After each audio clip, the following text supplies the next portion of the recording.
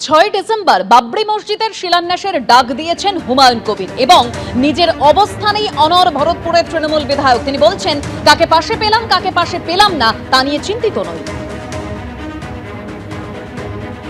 12/12/2024 কলকাতায় অন ক্যামেরায় আমি ঘোষণা করেছিলাম যে 2025 সালের 6 ডিসেম্বর আমি বাবরি মসজিদে শিলান্যাস করব বেলডাঙ্গার কোনো একটা জমিতে।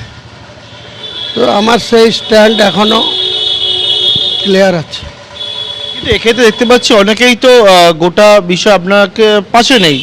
কারা কারা পাশে নেই, কে কে পাশে আছে? দেখুন, আমার সঙ্গে মুসলিম আম জনতা আমার পাশে আছে।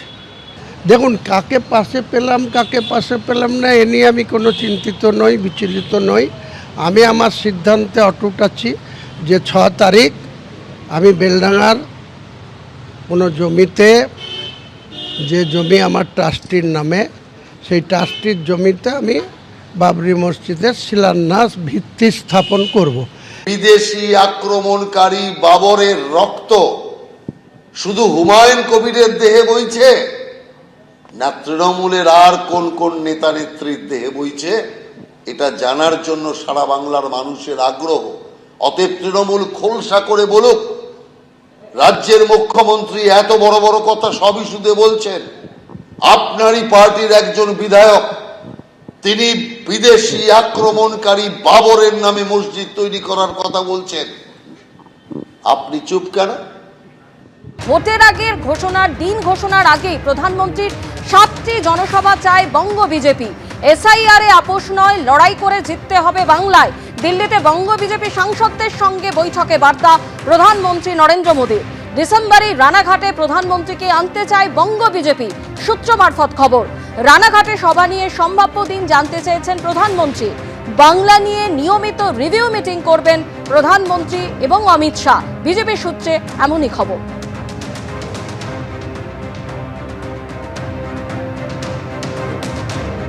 একদিকে দিল্লিতে বঙ্গ বিজেপির সাংসদদের সঙ্গে বৈঠক করলেন প্রধানমন্ত্রী নরেন্দ্র মোদী এবং সেখান থেকে তিনি বার্তা দিয়েছেন যে লড়াই করে জিততে হবে বাংলা।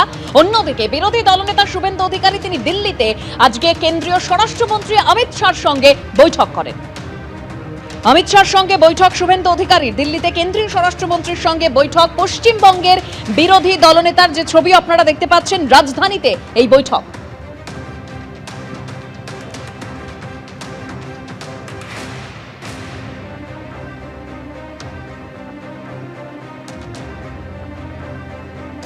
একদিকে প্রধানমন্ত্রী নরেন্দ্র মোদী তিনি বার্তা দিচ্ছেন যে এসআইআর এর সঙ্গে কোনো আপোষ করা চলবে না, লড়াই করে জিততে হবে। আর অন্যদিকে মুখ্যমন্ত্রী মমতা বন্দ্যোপাধ্যায় তিনি বলছেন, জোর করে দখল করতে গেলে জরুরি অবস্থার পরিস্থিতি হবে, মানুষ আপনাদের ক্ষমা করবে না। কেন্দ্রকে ফের হুঁশিয়ারি দিলেন মুখ্যমন্ত্রী। সারা ভারতবর্ষ দখল করে লজ্জা হয় না, দখল করো গণতান্ত্রিকভাবে, গণতান্ত্রিক অধিকারের মাধ্যমে। কিন্তু জোর করে কিছু দখল করতে গেলে মনে রাখবেন সেটা জরুরি অবস্থাকে মনে করিয়ে দেয়, এবং জরুরি অবস্থা যদি আপনারা জারি করতে চান সারা ভারতবর্ষে, তাহলে মনে রাখবেন মানুষ কিন্তু আপনাদের ক্ষমা করবে না। আজকে ক্ষমতায় আছেন, কাল দিল্লিতে ক্ষমতায় থাকবেন না, পরিষ্কার বলছি। পশ্চিমবঙ্গ জয়ের হুঙ্কারের পর রাজ্যের বিজেপি সাংসদদের সঙ্গে আলাদা বৈঠক করলেন প্রধানমন্ত্রী নরেন্দ্র মোদী এবং তিনি যেটা বলেছেন সেখানে যে কঠিন পরিশ্রম করে পশ্চিমবঙ্গ বিধানসভা ভোটে জয় সুনিশ্চিত করতে হবে। পশ্চিমবঙ্গ সরকারের বিরুদ্ধে বিজেপির লড়াই জারি রাখতে হবে। বৈঠকে বিজেপি সাংসদদের বার্তা দিয়েছেন প্রধানমন্ত্রী। এসআইআর শুদ্ধিকরণ প্রক্রিয়া, এই প্রক্রিয়া থামবে না, শেষ হবেই। কেন্দ্রীয় প্রকল্পে লাভবানদের সঙ্গে লাগাতার সম্পর্কে থাকুন। সোশ্যাল মিডিয়ার মাধ্যমে কেন্দ্রের কাজ মানুষের কাছে পৌঁছে দিতে হবে, বাংলার বিজেপি সাংসদদের নির্দেশ দিয়েছেন প্রধানমন্ত্রী নরেন্দ্র মোদী।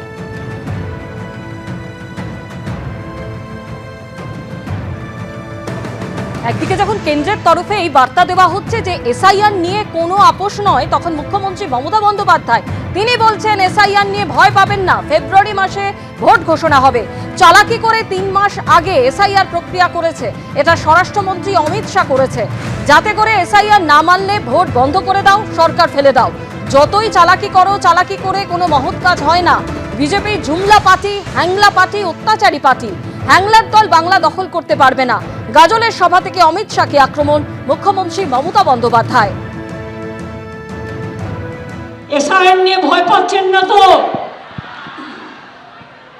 যেহেতু আমাদের ফেব্রুয়ারি মাসে ইলেকশন ডিক্লেয়ার হবে, তাই চালাকি করে 3 মাস আগে এটা করেছে।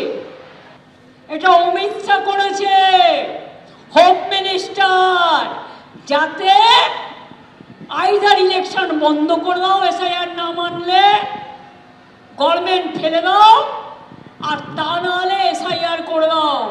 তুমি যতই চালাকি করো জেনে রেখে দাও, চালাকির দ্বারা কোনো মহৎ কার্য সম্পন্ন হয় না। আমরা সবটাই করব, আমরা রুখে নেব, আমরা লড়ে নেব, আমরা অধিকার আদায় করে ছাড়বো। বাংলাকে দমানো যায় না।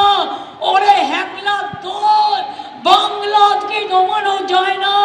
বাংলা বাংলা, তোরা হ্যাংলার দল। খুব লোভ না বাংলাকে দখল করার? গণতন্ত্রের মাধ্যমে করো, মানুষ ভোট দিলে করো। আর যদি কেউ সাম্প্রদায়িকতাটা পারে, সে যে ধর্মই হোক, রটানোর চেষ্টা করে, বিশ্বাস করবেন না, আমি যতক্ষণ বেঁচে আছি, আমরা যতক্ষণ আছি মা মাটি মানুষের সরকার, কারো কোনো চিন্তা করার জায়গা নেই। আমরা আপনাদের পাহারাদার। আমি যেটা বলি আমি সেটা করি। ওখানে যে বাংলার মহল যেটা চলছে, অরাজকতা চলছে, বিশেষ করে প্রশাসনিক দিক দিয়ে, সেগুলো যেমন যাতে আমরা সঠিকভাবে চলতে পারি, এবং বিশেষ করে ফেয়ার ভোটার লিস্ট তৈরি হোক। কে বাদ গেল, কে গেল না, এটা বড় কথা নয়। ভোটার লিস্টটা সঠিক তৈরি হওয়া দরকার রয়েছে।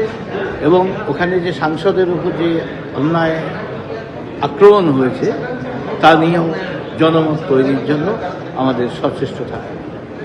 আর ইলেকশন জেতার জন্য কি স্পেশাল বার্তা ছিল প্রধানমন্ত্রীর? এমনি নিজের নিজের ক্ষেত্রের কাজ করা, মানুষের সঙ্গে থাকা, এটাই। আজ গাজলের সভা থেকে বিজেপিকে আক্রমণ করে মুখ্যমন্ত্রী মমতা বন্দ্যোপাধ্যায় বলেন, কোনো ধর্মস্থানে হাত দিতে দেব না। ওয়াকফ আইন কেন্দ্র করেছে, আমরা করিনি। ধর্ম নিয়ে আমি রাজনীতি করি না। মাজার থানে হাত দিতে দেব না।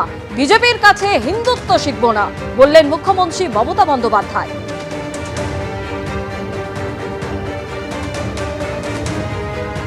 সাম্প্রদায়িক শক্তি রটাচ্ছে, ধর্ম নিয়ে বিভাজন করছে, ধর্ম নিয়ে বিভেদ করছে। তাদের উদ্দেশ্যে বলি, ওয়াকফ প্রপার্টি সেন্ট্রাল গভর্নমেন্ট আইন করেছে বিজেপি, আমরা করিনি। পরিষ্কার জেনে রাখুন, আমরা বিধানসভায় এর বিরুদ্ধে প্রস্তাব নিয়ে বারণ করেছি।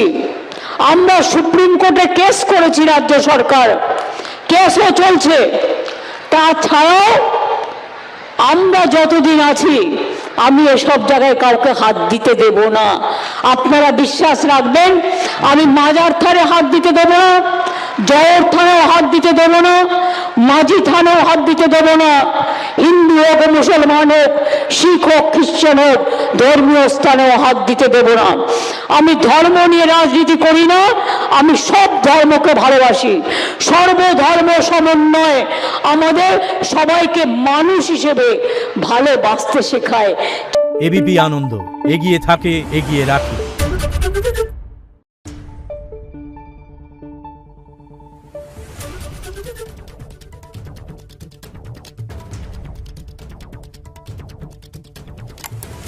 Thank you.